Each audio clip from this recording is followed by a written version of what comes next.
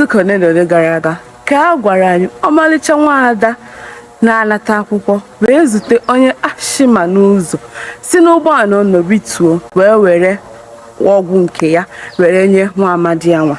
Ya mere omenwa agbaji wee magbuo onwe ya. Aka ndị si n'ụbọchị nke tata n'agbanyeghị ihe o mere dị mma, ọmalịcha dị Igbo ya emekwa nke o ji bụrụ ọmalịcha. Ọ wee bụrụ gịnị?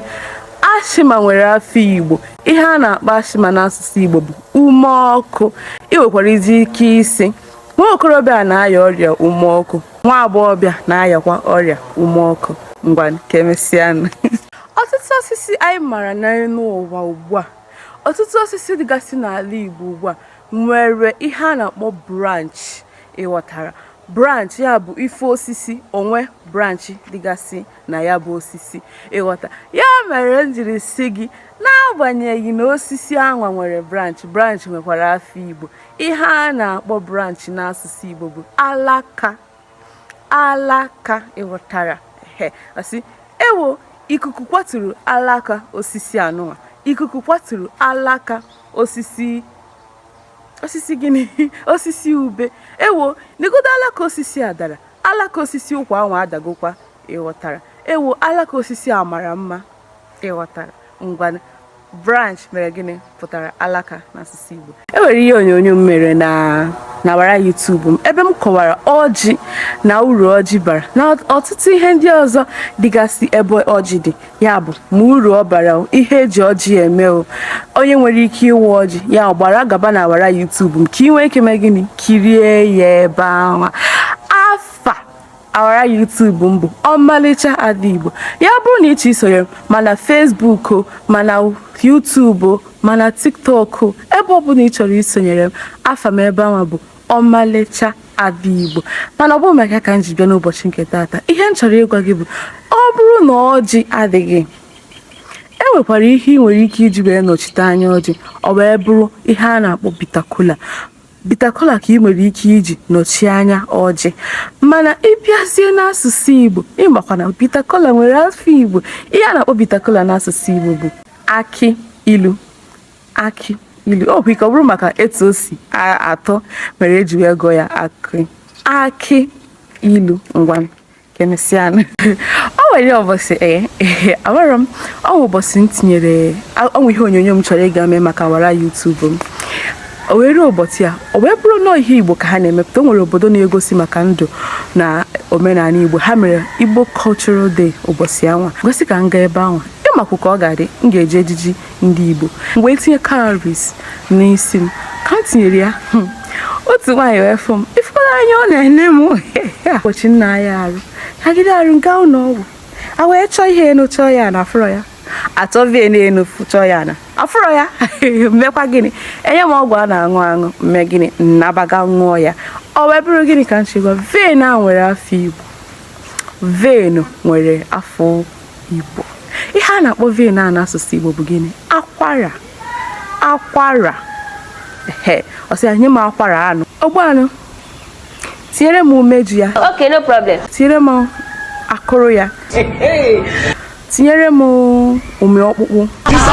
Itinye nka tinye tikwa bịa. Echefukwala ka ị ghara itinye bịa. Itinyere m akwara anụ.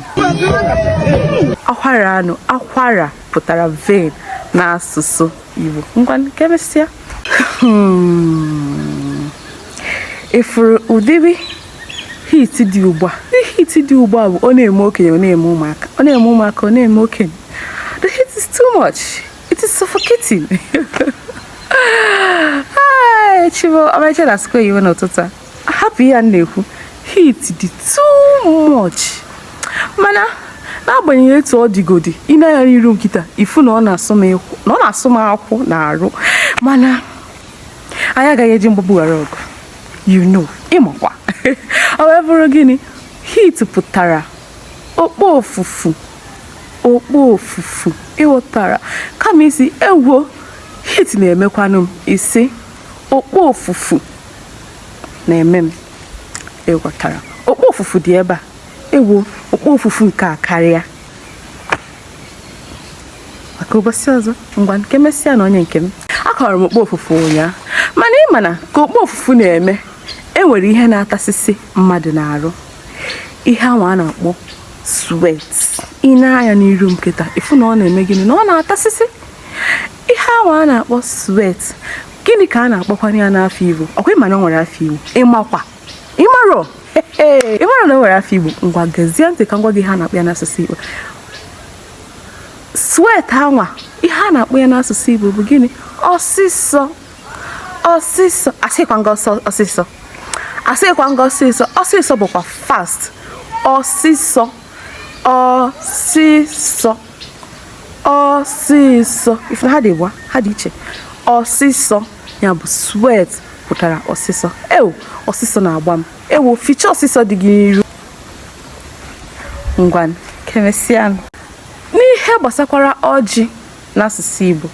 Ị mara akọwaburu m na mkpụrụ ụbọchị one na ode gara aga ka m siri na ị nwere ike ọ bụrụ na ọjị adịghị ị ga-ejinwu akụ ilu were mmịọchite anya ọjị. Mana ihe m chefuru ịgwa gị bụ na ọ bụghị naanị akụ ilu ka ị nwere ike iji wee nọchie anya ọjị ma ọ bụrụ na ọjị eme gịnị ọjị adịghị. Ị nwekwara ike iji garden egg were nọchie anya ọjị. Garden egg ahụ bụkwana gịnị n'asụsụ Igbo? Garden egg pụtara aṅara. Garden egg pụtara aṅara n'asụsụ Igbo. Ị nwekwara ike iji aṅara anwa were mee gịnị were nọchie anya ọjị ma ọ bụrụ na gịnị adịghị ọ bụrụ na ọjị adịghị.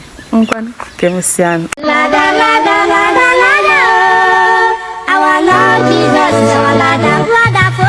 Follow the ladder to heaven. You're right. Ọ bụrụ gịnị ladder pụtakwara gịnị n'asụsụ Igbo? Ladder pụtara ubube n'asụsụ Igbo. Bịa ọ bụ m na-eme butere m ubube ahụ ka m were ya rie n'osisi a. Ubube pụtara ladder n'asụsụ Igbo. Ngwa kemesịa na ndị nke m. Amakwa m na ị na-esonyere m n'ibe akwụkwọ Facebook m ebe m na-ekuzi ọtụtụ akụkụ arụ ime arụ mmadụ n'asụsụ Igbo. Ị na-esonyekwara m ebe m na-akụzi ọtụtụ akụkụ arụ mmadụ ime arụ mmadụ, ihe dịka kidney, liver, nakwa ọtụtụ ndị ọzọ. Mana ka o si na-adị anyị ka na-agakwa n'iru n'ihe onyonyo nke a. Ọ bụ bụrụ gịnị ihe anyị chọrọ ịgwa gị n'ụbọchị nke taata bụ na bone marrow nwere afọ Igbo. Bone marrow ma gịnị nwere afọ Igbo? Ihe a na-akpọ ya n'asụsụ Igbo bụ ụmị ọkpụkpụ. Ụmị ọkpụkpụ ịghọta. Maka ụbọchị ọzọ a sị na mmadụ ewo na bone marrow onye nwere nsogbu onye nwere nsogbu ụmị ọkpụkpụ. Ike isi onye ogbuanụ tinyere m bone marrow. Iresi a tinyere m ụmị ọkpụkpụ. Kemesianụ. Oge niile aga m na-ekwukwa maka isonyere m na awara YouTube m maka na ebe ahụ ka anyị na-akwalite ndụ omenala ihe niile ị chọrọ ịma gbasara Igbo. Ebe ahụ ka anyị ọ bụ nri ha, ọ bụ nkwenye ha, ọ bụ usoro ha na-eso, ọ bụ ịgụ ihe ọbụla ị chọrọ ịma gbasara ndụ na omenala Igbo. Ịghọtara? Gawa na awara YouTube m. Iruo na YouTube chọọ ọmalịcha ada Igbo. Ọ bụrụ na ị chọta ya sonyere m ebe a ka ị nwee ike na-afụ ihe niile anyị na-eme. Anyị na-emekwa maka nri ha, ihe dịka nri nka nakwazi nka. Mana nri nke a kịta bụ gịnị? Nke anọ bụ ojoko na oil bean. Oil bean bụkwanụ gịnị? Oil bean bụ akpaka n'asụsụ Igbo. Ụfọdụ nwekwa ike isi gị ụkpaka. Ha ncha bụkwa okwutekwa ya kama na ọ bụ olu ndị. Mana ihe a na-akpọ ya n'Igbo izugbe bụ akpaka. Ihe a bụ ojoko na akpaka dịka nwafọ Igbo. Ka emesịa mmemme ngara ya bụ na ebe ekene agafegokwa obe aka. Cause I do not understand. Awatara m. Mmemme ngara mkpụrụ ụbọchị one na one gara aga. Unu agwazi m na ejizi breadfruit wee na-ekewapụta odogwu na ọ dị egwu. Ya bụ na unu nechara ya dịka ọmarịcha ada Igbo anya na-esi ama anya wee yie onye unu agaghị enye breadfruit. Ọ na-nsogbu adịghị. Asị m na ọ dị egwu anaghị eri breadfruit na ọ bụ ndị odogwu ka ewepụtara breadfruit. Nsogbu adịghị. Mana ebe m chọrọ ịgwa gị tata bụ na breadfruit nwere afọ Igbo. Ihe a na-akpọ ya n'asụsụ Igbo bụ ụkwa. Breadfruit pụtara ụkwa n'asụsụ Igbo. Ngwa ka emesịa. Daalụ maka isonyere m. Ana m ene anya na ị ga-esonyekwara m n'ihe onyonyo ndị ọzọ na-abịanụ. Ka emesịa.